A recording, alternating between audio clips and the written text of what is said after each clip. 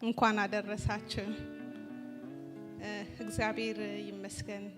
ደግሞ እግዚአብሔር ለዚህ ቀን ስላደረሰን ስሙ ይባረክ። የግጥሜ ርዕስ አክሊል አለኝ የሚል ነው።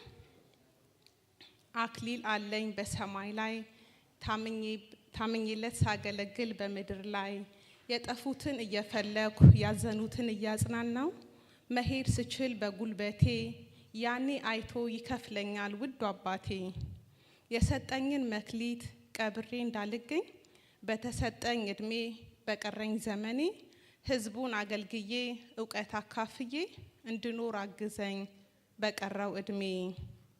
ሳኦልን ወደኸው አንተው አንግሰኸው ስጋው አሸንፎት ንግስናውን ሲያጣ እግዚአብሔር ከሰማይ በቁጣ ሲመጣ ሳሙኤል ሲያለቅስ እርቅ ሊያመጣ ማን ይመልሰዋል አምላክ ከተቆጣ። ዛሬም በዚህ ዘመን ይሄ እንዳይመጣ በኖርኩበት ዘመን የልቤን አድርሼ ሰዊልኝ ያለኝን ሁሉንም ሰውቼ አንዱንም ሳላስቀር በቃሉ ጸንቼ እንድኖር አግዘኝ በቀረው እድሜ። ዛሬም ጉልበት ስጠኝ ብዬ ለምናለው መንፈሴ ዝሉብኝ ተጥዬ እንዳልገኝ ጠበቅ አርገህ ያዘኝ ዝዬም እንዳልገኝ።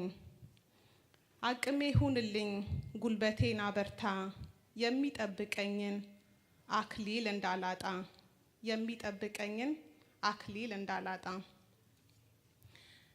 ሌላኛው ትንሹ ሳሙኤል የሚል ነው። እኔ ገና ትንሽ ገና ብላቴና ለቃልህ ልታዘዝ መጥቻለሁና ጌታ ተናገረኝ ዳግም እንደገና። ትንሹ ሳሙኤል የቃል ኪዳኑ ልጅ ቃሉን የሚሰማ ሁሌም የማይሰለች በእግዚአብሔር ቤት አድጎ ድምጹን እየሰማ ያስተውል ነበረ የአምላኩን ቃልማ። ምንም ታላቅ ቢሆን ኤሊም በእድሜው ሳሙኤል ግን ይበልጣል በቤቱ ያለው። ሳሙኤል ሳሙኤል ብሎ እግዚአብሔር ሲጠራው በብዙ ልምምድ ድምጹን እየለየው እነሆኝ እግዚአብሔር ተናገር አለሁኝም አለው። እታዘዝሃለው ቃልህንም ተናገር ተግሳጽ ይሁን ምክር ሁሉን ሰምቼ አቀርባለሁ። አንተ በል ብለኸኝ እንዴት ዝም እላለሁ ቃልህንም ሰምቼ ተገብራለሁ።